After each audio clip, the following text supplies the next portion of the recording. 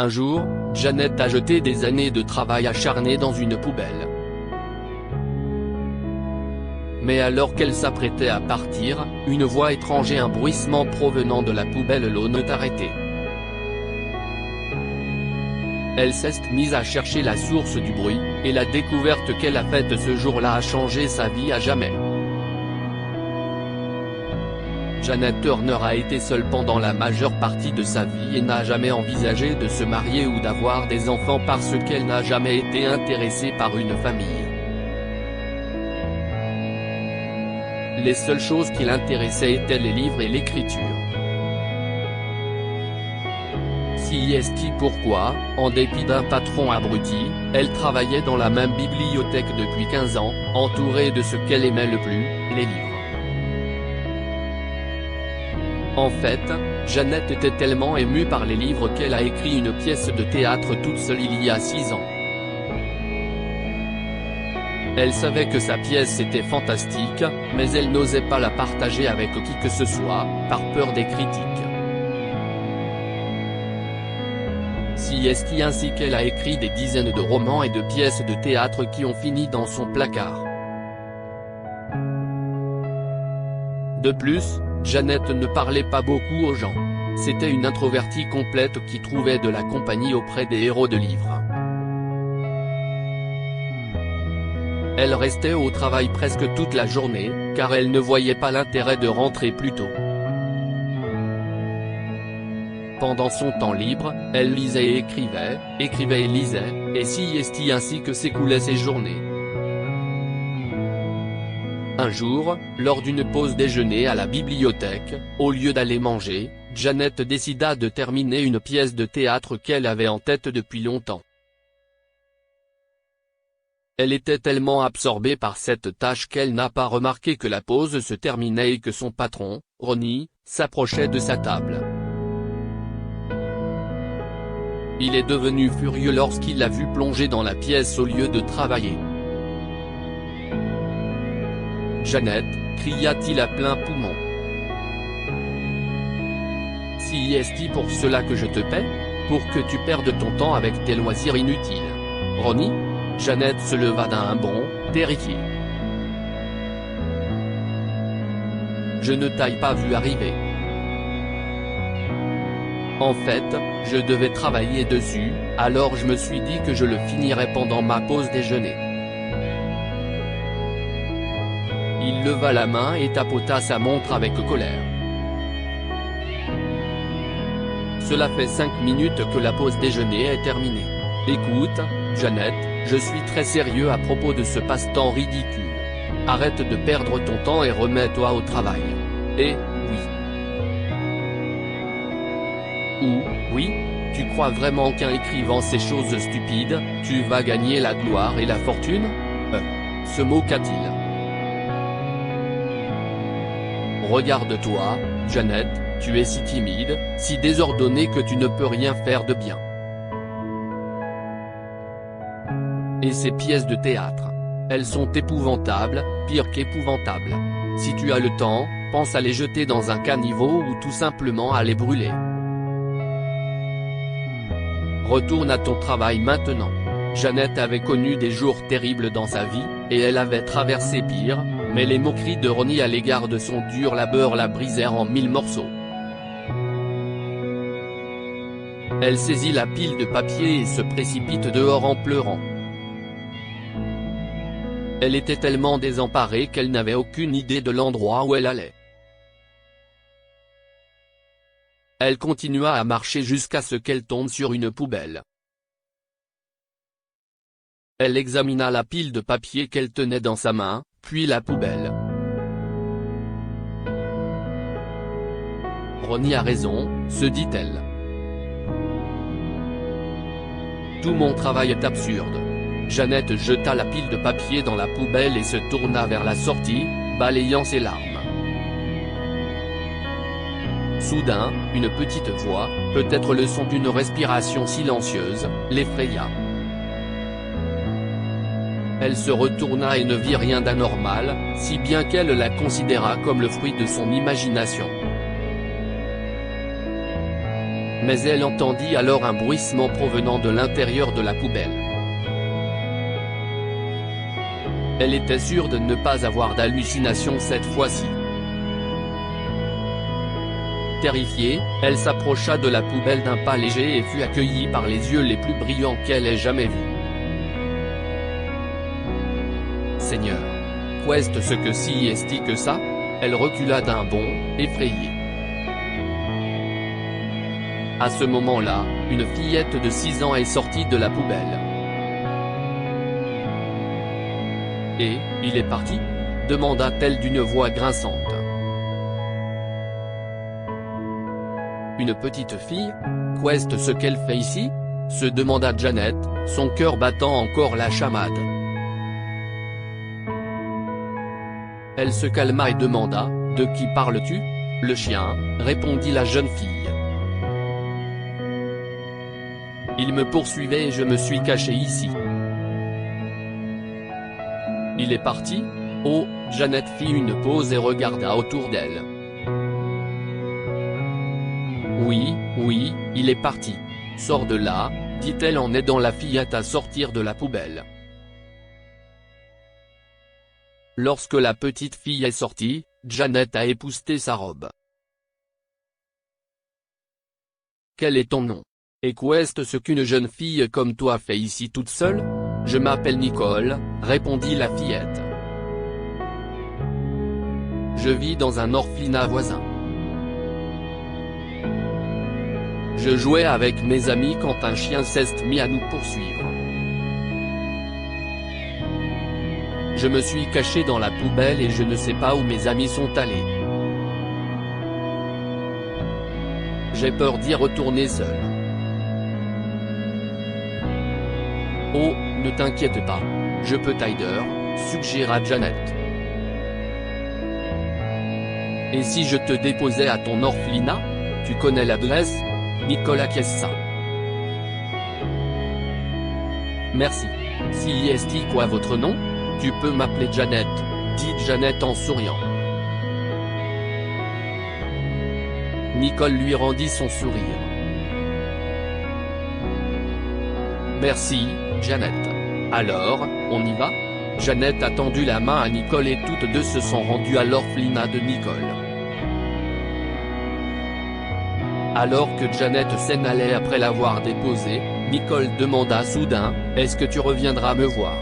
Je me sens très triste ici, surtout depuis que papa et maman sont devenus des anges. » Quoi? Oui, bien sûr. Je veux dire. Merci, répondit Nicole avant de se précipiter à l'intérieur.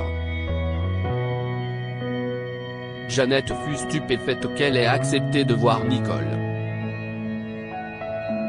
Elle n'avait jamais été attachée aux gens auparavant, elle aimait rester à l'écart, mais pour une raison ou une autre, Nicole ne quittait pas son esprit. Janet ne pouvait pas dormir cette nuit-là. Elle n'arrêtait pas de penser à Nicole et à sa gaieté. En fait, la petite fille lui manquait tellement qu'elle ne pouvait pas résister à l'envie de la rencontrer. Le lendemain, dès la fin de son service, elle s'est rendue à l'orphelinat de Nicole. « Janet !» s'écria Nicole, heureuse de la voir. « Tu es venue. »« Bien sûr, je suis venue, » dit Janet en la serrant dans ses bras. « Au fait, je t'ai apporté un petit cadeau. » Elle sortit un paquet de mini croissants et le lui tendit. « Merci. Mais qu'est-ce que si est-il ?» demanda Nicole en tournant plusieurs fois le paquet dans ses mains. Janet était surprise. « Ce sont des croissants, Nicole. »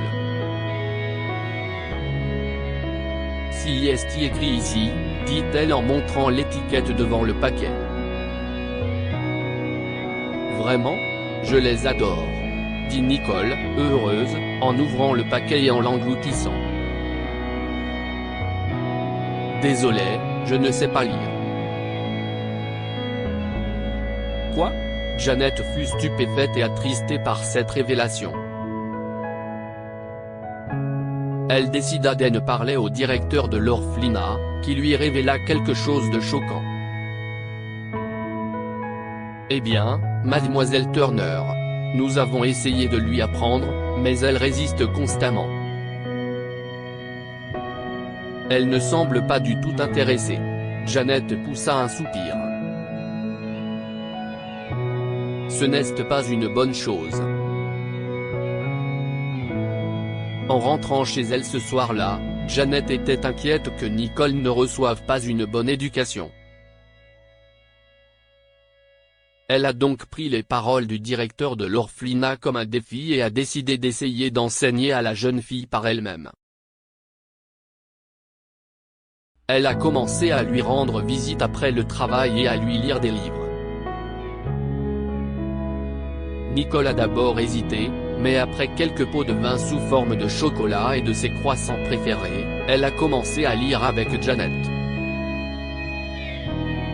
En fait, elle apprenait si vite qu'en un mois, elle était au même niveau que les autres enfants, et le directeur de l'orphelinat ne pouvait s'empêcher de remercier Janet pour cela. Nous ne vous remercierons jamais assez, mademoiselle Turner, dit-il. Nicole semble beaucoup vous apprécier. Je ne l'ai jamais vue se rapprocher autant de quelqu'un. Si est alors que Janet révéla ce qu'elle pensait depuis le jour où elle avait commencé à voir Nicole à l'orphelinat. Je pensais la même chose. En fait, je pense à l'adopter. Je lui en parlerai plus tard dans la journée. J'espère juste que ça marchera. J'espère qu'il n'y aura pas de problème du côté de l'orphelinat. Certainement pas, mademoiselle Turner. Je suis sûr qu'elle l'adorera. Bonne chance. Et en effet, le directeur de l'orphelinat n'avait pas tort. Nicole était ravie d'avoir Janet comme mère. Après l'avoir recueillie, Janet l'a inscrite dans une école normale, et Janet avait une raison de quitter le travail plus tôt parce que sa charmante fille l'attendait à la maison. De plus, lorsque Janet rentrait à la maison, elle lisait à Nicole les pièces qu'elle avait écrites, des pièces qui avaient été stockées dans son placard, et Nicole les adorait. En fait, elle a trouvé les œuvres de Janet si émouvantes et motivantes qu'elle a choisi de poursuivre une carrière de metteur en scène après avoir obtenu son diplôme de fin d'études secondaires. Elle a même reçu une bourse pour poursuivre ses objectifs. Mais une chose terrible s'est produite. On a diagnostiqué chez Janet une tumeur derrière l'omoplate gauche. Elle avait besoin d'une intervention chirurgicale immédiate, mais elle n'avait pas les moyens. Ce n'est pas encore un cancer, explique le médecin, mais la tumeur doit être enlevée le plus rapidement possible. Nicole était désemparée. Elle a pris un emploi à temps partiel pour aider à payer l'opération de Janet, mais elle savait que cela ne suffirait pas. Un jour, elle a fini par raconter cela à son professeur, Adam Kenny, qui l'a croisé à la cafétéria et lui a demandé pourquoi elle avait l'air si bouleversée. Il a trouvé une merveilleuse solution. Il savait que Janet écrivait de merveilleuses pièces de théâtre, car Nicole les avait lues plusieurs fois en classe.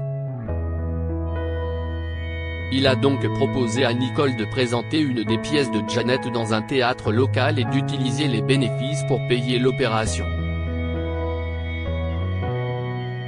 Nicole a adoré l'idée. Elle sollicita l'aide du professeur Kenny pour recruter des acteurs de leur université et monter le spectacle.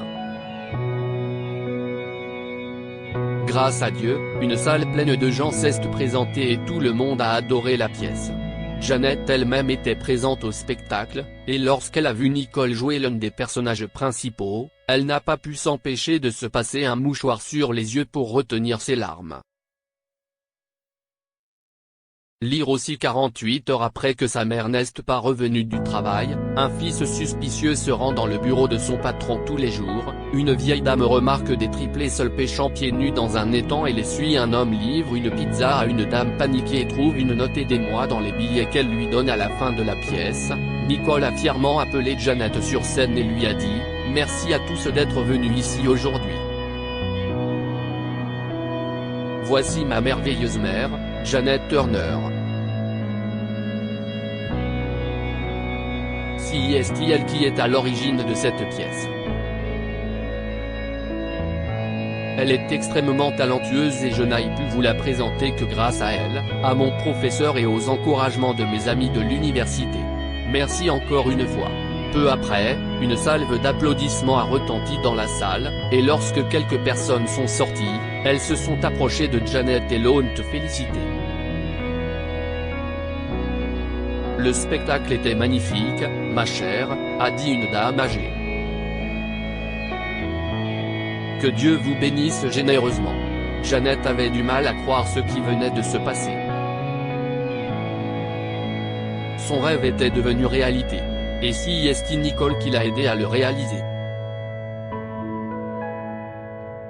Mais ce n'est pas tout point. Les pièces de Jeannette sont rapidement devenues célèbres dans les villes voisines, et des dons généreux ont commencé à affluer de toutes parts pour son opération. Heureusement, elle a pu réunir rapidement les fonds nécessaires et son opération s'est déroulée sans encombre. Le médecin lui a assuré qu'elle serait bientôt complètement rétablie. Après sa sortie de l'hôpital, Jeannette a beaucoup réfléchi à ce qui s'était passé au cours des dernières semaines. Le diagnostic, la collecte de fonds et le succès de ses pièces de théâtre. Tout cela lui avait donné une nouvelle ardeur, une nouvelle confiance dans le fait que son travail, ses pièces, étaient bien plus importants que ce qu'elle avait imaginé. Cela lui avait sauvé la vie et lui avait donné une seconde chance de vivre. Ce jour-là, elle a donc pris une décision inattendue. Elle a décidé de quitter son emploi et de se consacrer davantage à son travail d'écriture, et plus précisément à ses pièces de théâtre. Même elle a été surprise par l'accueil positif qu'elle a reçu lors de sa première commercialisation. Elle a gagné beaucoup d'argent et était enfin satisfaite de ce qu'elle faisait. Pendant ce temps, Nicole a poursuivi ses études à l'université et a réalisé le rêve de Jeannette, faire jouer sa pièce dans le plus grand théâtre des États-Unis. Que pouvons-nous apprendre de cette histoire? L'amour est une maladie contagieuse qui contamine votre vie de bonheur. La décision de Jeannette d'adopter Nicole et de l'élever comme si elle était la sienne a non seulement comblé le vide dans sa vie, mais lui a aussi donné la confiance nécessaire pour continuer à faire ce qu'elle aimait. Le travail acharné est toujours payant. Jeannette aimait écrire et lire, et elle mettait tout son cœur et toute son âme dans ce qu'elle écrivait. En fin de compte, elle a été récompensée pour son travail acharné. Si vous avez aimé cette histoire, vous aimerez peut-être celle-ci. C'est l'histoire d'une vieille dame qui partage son carburant avec un homme qui se précipite pour voir sa mère malade et qui reçoit une récompense choquante pour sa gentillesse. Abonnez-vous à Mon Mama sur Google News. Partagez.